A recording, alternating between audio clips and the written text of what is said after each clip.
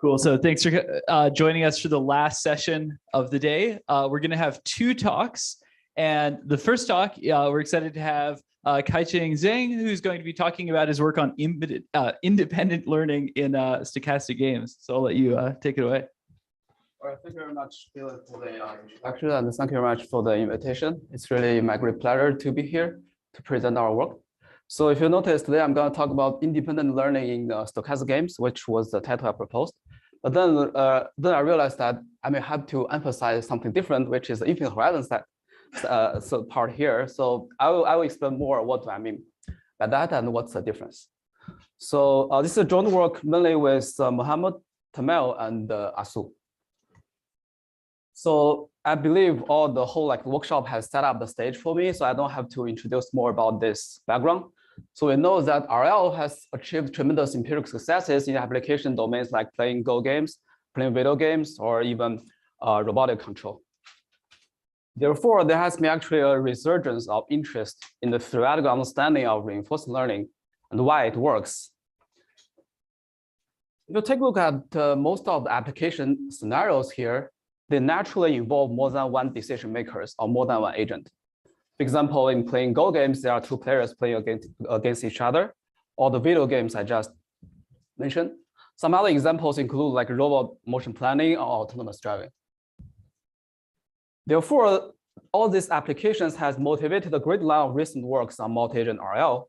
And if you just check the schedule of the workshop, you'll notice there are just a lot. Even the titles look so similar to each other. And there is a very, a great lot of recent works. It's very exciting. In fact, usually this multi-agent RL problems is studied under the general framework of Markov games or stochastic games, which was first proposed by Shapley back in the 50s. And it's a very natural generalization of Markov decision process, which was the standard model for single agent reinforcement learning, a generalization of that to the multi-agent settings. In fact, this was the framework that opened up this whole area of multi-agent RL, dated back to Littman's work in the 90s. However, before we talk more about multi-agent RL, we may want to ask the question, why do we study multi-agent reinforcement learning? Or I found this very foundational and intriguing question, seems to be very relevant to this topic. Is like you have asked more than a decade ago, if multi-agent learning is the answer, or is it something we are studying, what is the actual question? Is it faster equilibrium computation, or even its computational complexity? Or it is about the polynomial sample and space complexity, or you want to achieve some sublinear regret against some adversarial opponent? Or it is about last iterate convergence or stable equilibrium learning dynamics, or study last iterate convergence to the equilibrium? Or another question is more or phrased in another way, is finding equilibrium all we need or all we have got? In fact, one traditional explanation of equilibrium is that it results from analysis and introspection by the players, knowing the rules of the game, the rationality of the players, and the payoff functions. There are great examples we have learned from many game theory textbooks like Princess Dilemma or Battle of Sexes. That's how we interpret equilibrium. However, there is in the literature, there are slightly different point of view, which is in the learning in games literature. And this is a very nice book that studied this area. Basically, they interpret equilibrium in a different way. They said equilibrium arises as a long-run outcome of a process in which less than fully rational players group for optimality over time. I'll explain a little bit more what it means in the next several slides. For example, equilibrium is not the target. Instead, it is a natural outcome of some myopic and non-equilibrium learning dynamics. And this perspective has been well established in the normal form game or static game setting. And this book summarized almost all the literature on this topic. Is this perspective also true in stochastic games with state dynamics? That was question we would like to answer, or that was actually the question that motivated this line of work. This perspective of studying long-run behavior favors the use of infinite horizon stochastic games, which is exactly the model proposed by Shapley back in the 50s. And in fact, infinite horizon stochastic games are the textbook setting with broad applications in economics, political science, and operations research. Another way to look at it is like it can be viewed as a generalization of infinitely repeated game, which we know it's hard to solve it by backward induction. It's just infinitely repeating the same game. Or on the other direction, if it's not the case in general, maybe it is fine to just embrace this learning dynamics. If you're interested, feel free to check this very illuminating talk by Christos on embrace of game dynamics. Basically, we can even define new solution concept based on dynamics, or they call it just let the dynamics show you the way. You don't have to always be targeting at finding an equilibrium. On the other hand, in multi-agent reinforced learning, so there is something called independent learning. Basically, it means that each agent just runs variants of some single agent reinforced learning algorithms to myopically improve their policies, sometimes even be oblivious to other agents or even the type of the game.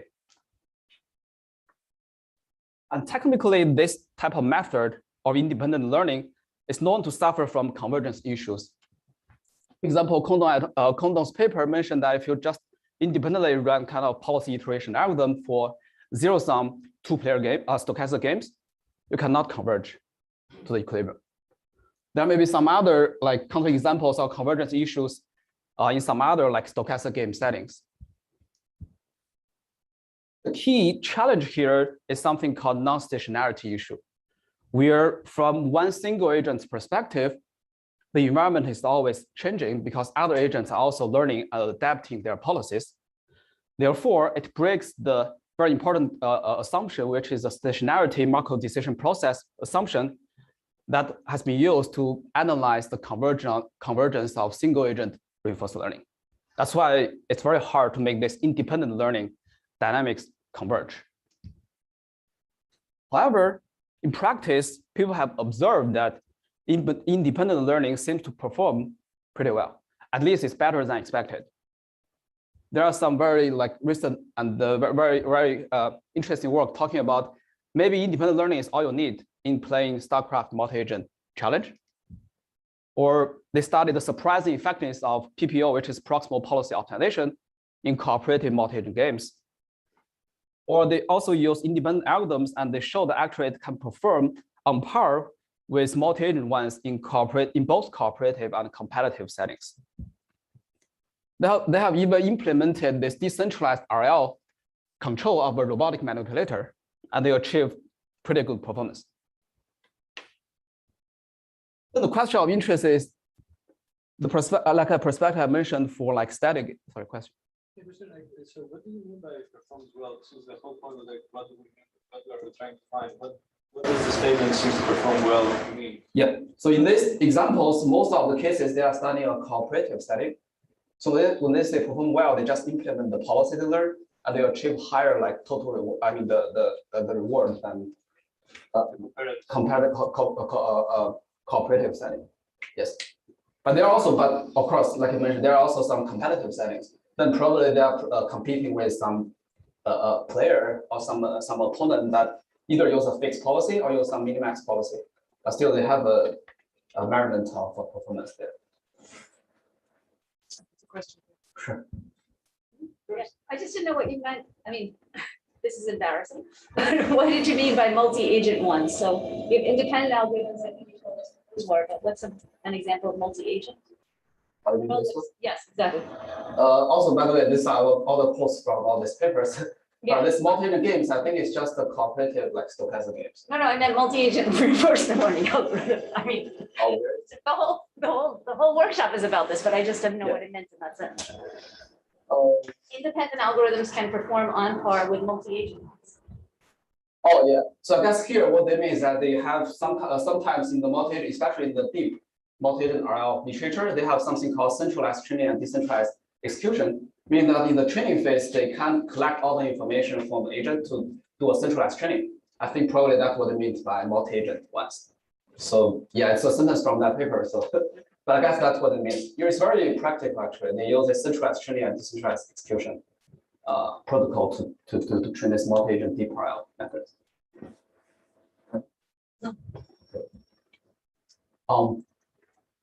So our question is, can this equilibrium in stochastic games be realized by myopic and independent learning dynamics in infinite horizon stochastic games?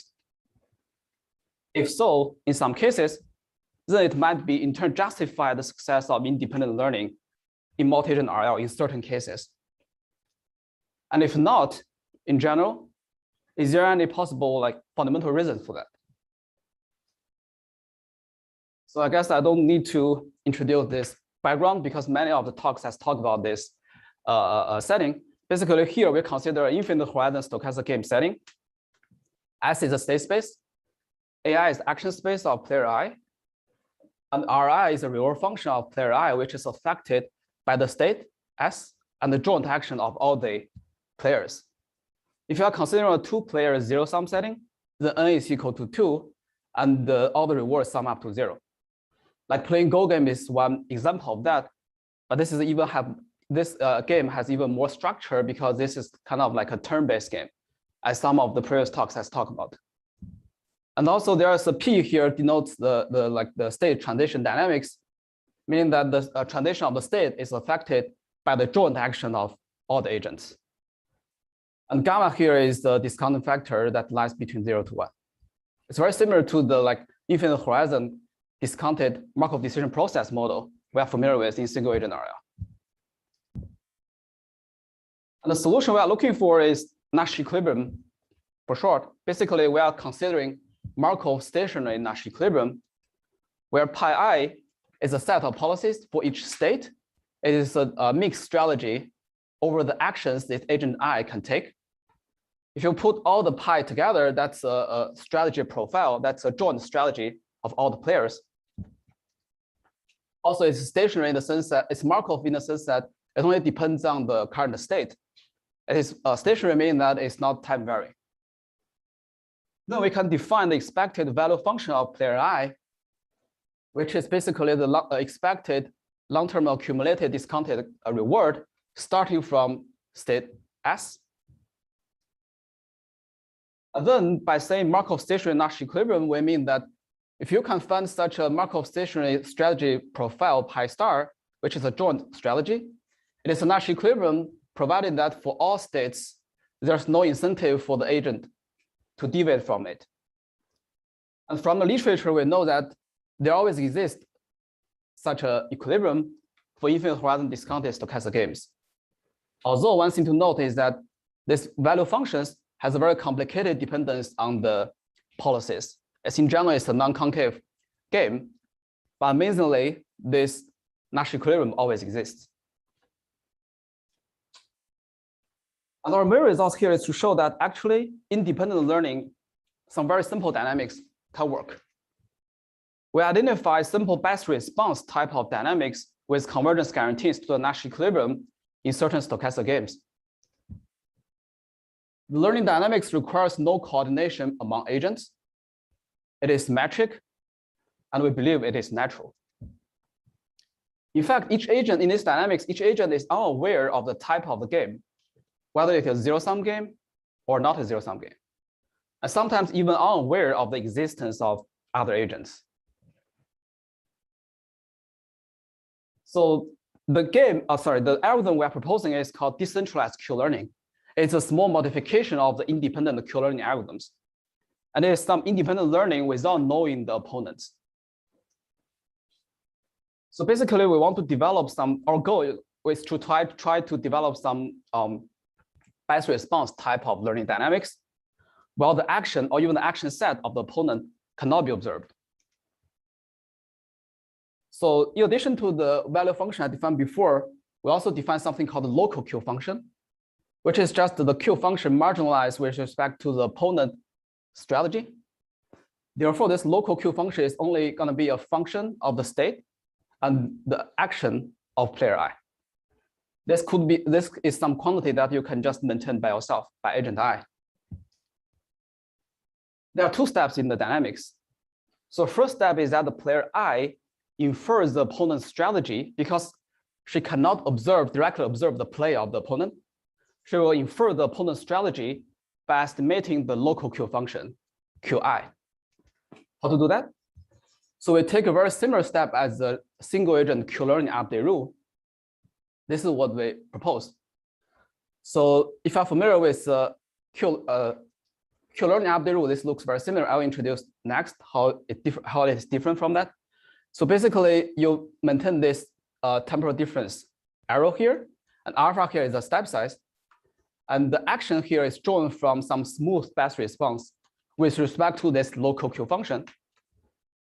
So this nu here is some perturbation function, and tau here is some temperature parameter we can control. So you can choose this nu I to be, for example, a entropy function. Then this argmax will give you a softmax. It's what we mean by smooth best response. In contrast, the vanilla independent Q-learning, if you run this algorithm independently, this is what we mean by independent Q-learning. So basically, you replace this Vi here, which is a quantity I'm going to introduce in the next slide, by taking a max over the current local estimate of the local Q function. If you do this, reduces to the vanilla like independent Q-learning algorithm. But instead, we take a different route. We use a different variable here, V hat. Instead, okay. So clarification wasn't the way you switched. Sure. The first line says the action set of the opponent cannot be observed, but you know what the set is. You know the opponent is there and what their set is. You just don't know what they did. Is that what you're saying? Yeah, I don't know what they did. So I guess I'm confused by the word set. Yeah, but you don't need to know the set when you implement this algorithm. Don't I? Okay. Yeah, this is just something you maintain locally, and then you solve the local smooth best response with respect to the local Qi you are estimating. Maybe that's true. I don't get it. Okay. Is the stuff in the brackets your version of that? Is that how it should be? Everything in the argmax? Oh, not really. Oh. Yeah, not really. Well, you have V hat in purple there, and then I don't know. Oh, this is new. Sorry, this is new. It's a perturbation function. So then where's the, yes, but Where's here? I see. Yeah.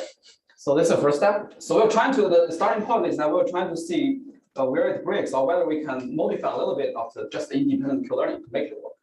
So we make this small modification, and then we update V hat in a different like update rule. Basically, we use the expected value of with respect to the smooth best response, and then we maintain the V hat this random variable like separately.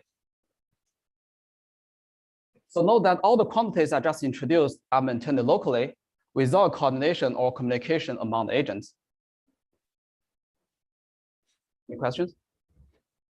Sorry. For No, you don't need to do it. So you just do a very myopic way in the sense that, oh, as if you don't know the environment. I don't know even there are some other agents. You just maintain some random variable and then you take the best response with respect to it. yes. So if you have like Q values and a policy, why do you need to learn onto the value? Yeah, that's a good question because actually, if you just run this, it may not converge. No, but you have like.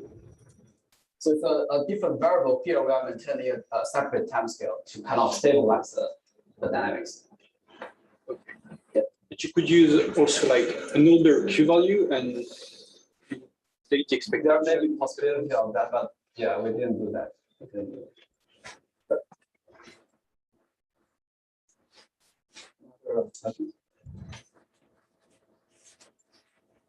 Cool. So this update you can do it locally.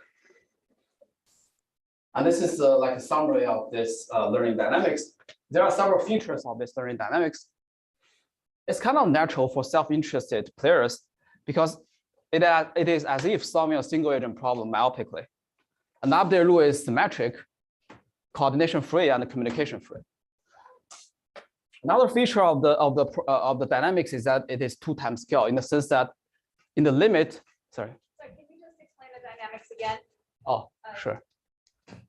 So in the first line, this is Chi I bar, which is on a different slide. yeah, Chi bar is a smooth best response. We want to make it like best response type of dynamics. We believe this is a natural dynamics. So we are building upon this smooth best response. This is how we get pi bar. And action is sampled from this pi bar. And then we do this temporal difference kind of update loop. But instead of doing this, we maintain a different like random variable here. And then we maintain this, we update this, we had in a different time scale.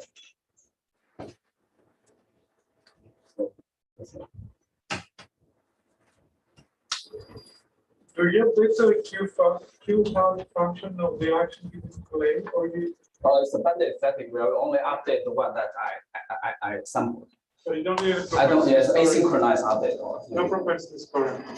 What's that? No better. Yeah, I don't change others. I just update this specific AKI at iteration K. It's like a traditional asynchronous killer update. So maybe just intuitively to check that I understand it right. The difference to standard Q learning is that instead of just taking the maximum Q value of the next state, you separately maintain an E value of the state, and you mainly update it slower than the Q value. Exactly. Okay. Exactly.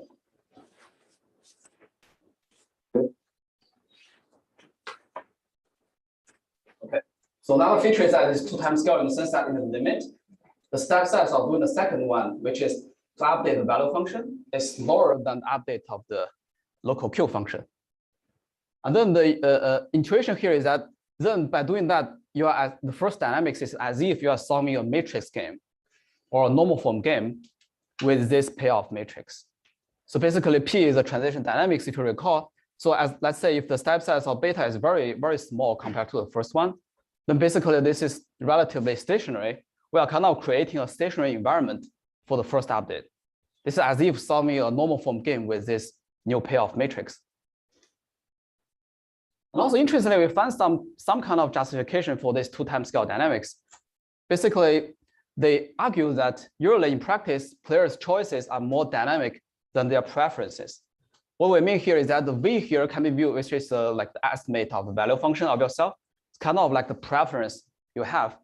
But based on this preference, you may make more dynamic or change your choices of the actions more frequently or more dynamic than the changes of the value function. It's kind of justify this 2-time scale kind of dynamics. And also note that by doing this, you don't have to know the presence of the opponent, nor be aware of the structure of the game. It is zero sum or not, doesn't matter.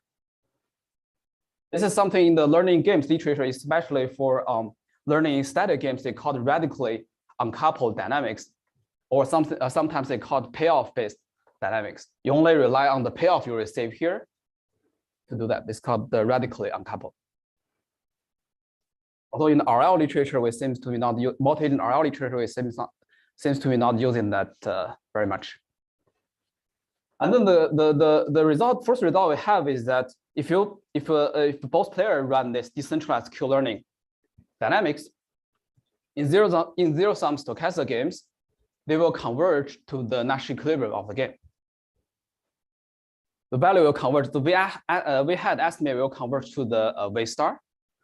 And also, if you take a weighted alpha C here is the step size. If you take a weighted average of the policy or smooth best response policy you encounter during learning, it will converge to a Nash equilibrium of this zero-sum stochastic game. More importantly, actually, there was a work back in 2001 proposed that a desirable multi-agent RL algorithm should be not only convergent, meaning that it will converge to some good equilibrium or to some equilibrium, but also it should be rational. The way they define being rational is that the iterates of one player converges to the opponent's best response if the opponent converges to some stationary policy. That's a very desired property of multi-agent RL algorithms. Because in this case, meaning that this dynamics can kind of exploit a weaker opponent. Therefore, it is rational for the agent to even follow this dynamics in the first place. That was the reason why they call it being rational. And what we can show is that our decentralized Q-learning dynamics is rational. If the opponent converges asymptotically to some stationary strategy, then this dynamics will converge to the best response with respect to it.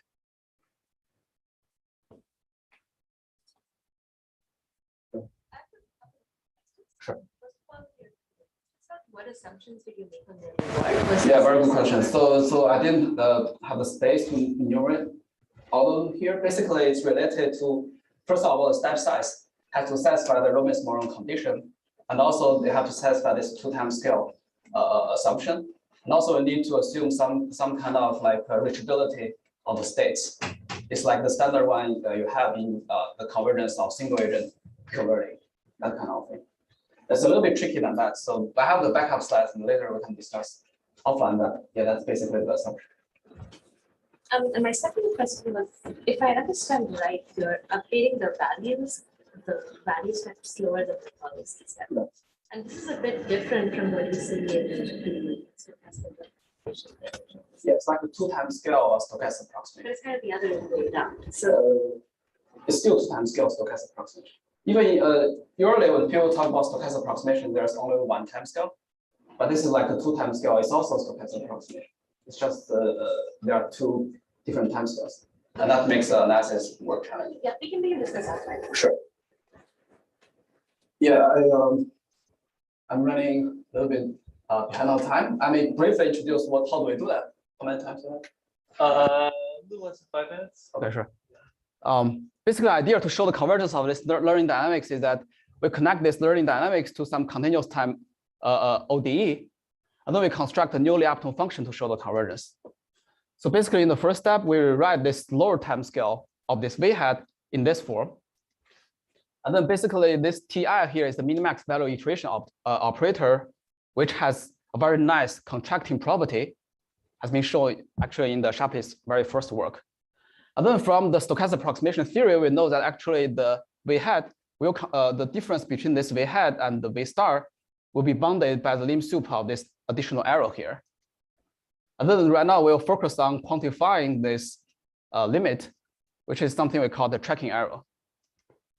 And then because of this 2-time scale step sizes, we can rewrite, we can characterize the update rule by this ODE. Basically, it's like the V update is almost stationary for this Q update. And then we zoom into the faster time scale as if this VI here are stationary.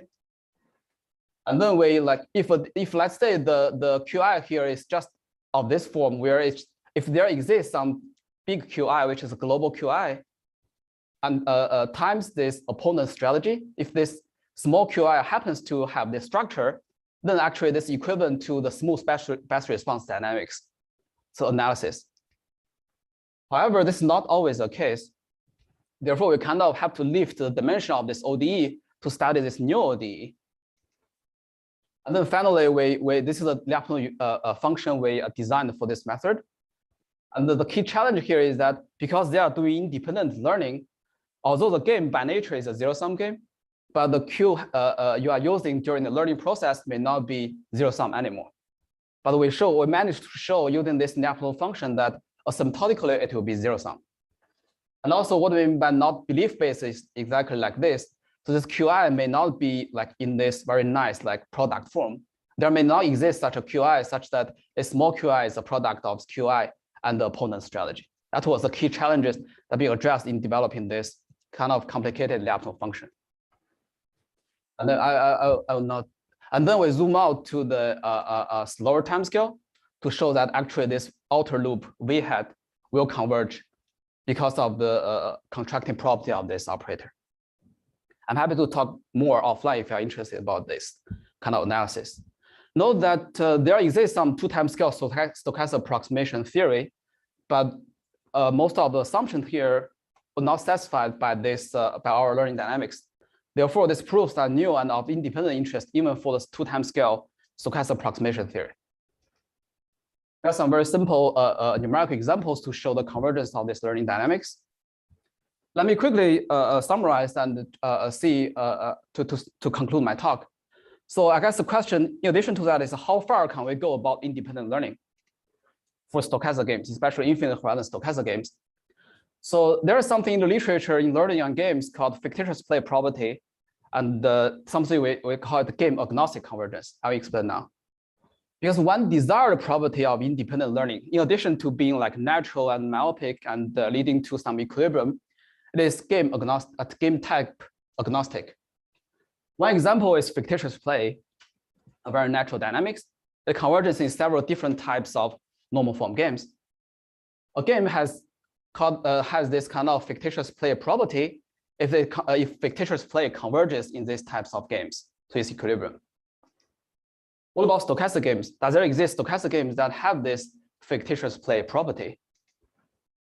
Lately, what we have been able to show is that if you use this kind of fictitious play dynamics for stochastic games, basically following the decentralized Q-learning idea I just mentioned, you first maintain a belief of the opponent's strategy by just right now, by the way, will allow the observation of the opponent's action. Then you can use this observation of the opponent's action to maintain a belief of the opponent's strategy. It's a very natural way of doing things. And then you plug in this belief into your local Q Q update here. And of course, you also need to use this 2-time scale separation. And AI here is taking just as the best response with respect to this Q hat you maintain and the belief of the opponent you maintain. You do this very natural, like best response dynamics. And this very same fictitious play dynamics converge to Nash equilibrium for both zero sum. We show that for both zero sum and n-player single controller identical interest stochastic games, which is a cooperative setting. So this dynamics, good thing about this dynamics is that you don't need to know, the agent does not need to know what type of game you are playing. Therefore, we show that at least these two types of stochastic games have this fictitious play property. And also more recently, we show that a variant of independent and symmetric policy gradient method, which you can view it as a better response independent learning dynamics, also converges in more than one type of stochastic games, including the zero sum setting and identical interest setting. What about infinite horizon general sum? Actually, there's a very nice work by Zinkovich, Greenwald, and Littman back in 2005. Actually, they show that for general sum stochastic games, I also feel like this work is kind of underappreciated. I think it's a very nice work. Actually, they show that the value iteration-based method or value-based method cannot find a stationary equilibrium in general sum stochastic games. Also, our decentralized Q-learning cannot either, because if you recall, the way we show the convergence is strongly dependent on the gamma contracting property of the min-max value iteration for zero-sum stochastic games, which breaks in the general sum case. In fact, it's unclear how to construct a stationary equilibrium from non-stationary ones, because it's not like single agent setting. You can just do the truncation and do the value iteration and pick the first, like the strategy at time 1 as a good approximation of the stationary solution for the whole problem. You cannot do that here because there's no such a nice property of this value iteration operator in games, in general sum case. So the question we are interested in is there a fundamental reason why infinite horizon general sum stochastic games are challenging? There might be one actually. If you haven't, please check Noah's talk on our recent results on the hardness of finding Markov stationary equilibrium, any kind of equilibrium, like Nash correlated, cross correlated, in general sum stochastic games, even in the two-pair case. Also see the concurrent work talked about by Vidya in yesterday's talk. If you lack this stationary requirement, but still keep the Markovian part, we have a decentralized learning algorithm with polynomial dependence on all the parameters, including the number of agents. So to summarize, we studied independent multi-agent RL in infinite horizon stochastic games, which was the original model proposed by Shapley. There are several takeaways.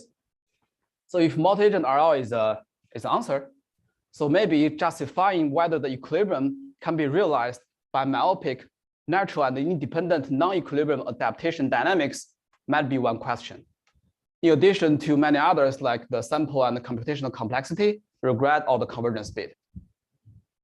Also, by using this kind of 2-time scale time step size separation, we were able to show that decentralized Q-learning can converge, although although in general, they may suffer from non-stationarity issues.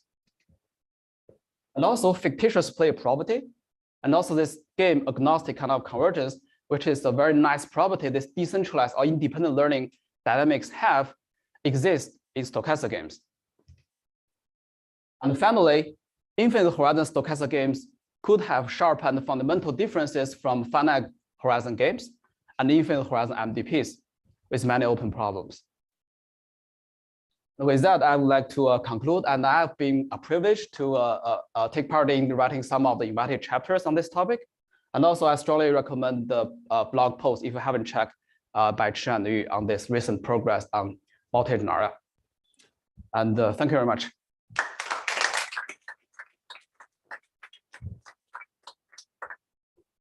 Thanks a lot.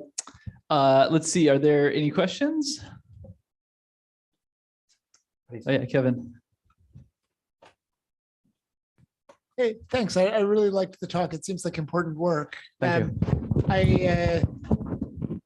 I guess as a remark, I'd love to understand the decentralized Q learning better. I feel like this is a simpler story than the one that you told, but I'm going to try to find out afterwards. Sure. But using it in practice, is it really possible to get the 2 timescale separation to happen the way that you assumed formally, or do you, when you run it in practice, do you have to make the second timescale much slower, but not so slow that the limit would be 0 the way that you wrote it? And if I'm right that you can't really separate them asymptotically the way you wanted to, what would that mean in practice? Yeah, that's a very good question. So when you say in practice, you mean run by like real agents? I mean, like actually run on a computer. Yeah, on computer, I think is you can just do it by changing the step size. That's something you can set. If you're talking about the running by like the human beings, that's something we have to do. So you can really achieve the separation. Yes, we did that in the experiments, no problem. So you just use, for example, as the step size for the faster time scale is like 1/t, and then the step size for like the slower time scale is 1/e to the power, let's say 0.7 or something like that. To split that limit. Is that enough? Would you ever want to bring them closer together if the game was really big and you were concerned about the convergence state? Yeah, in that case, yeah, exactly. The bad thing about this 2 time scale is that it may converge very slowly. And actually, we have the experiments showing that even if you choose the step size to be very close or even the same, it may still converge in some examples, but we don't have guarantees for that. It's not very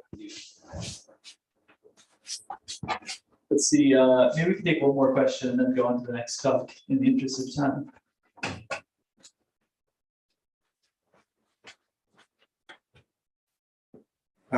Have you thought at all about approximating this using a deep neural network similar to DQN is to tabular Q learning? Yeah, that's a very good question. That's something we are looking to. We hope to have some guarantees for that. But in general, this Q learning with functional transformation is a hard problem. So yeah. Cool. Let's thank Kaiqing again. It's awesome work. Cool. And yeah, so the last speaker of the session and the last speaker of the day is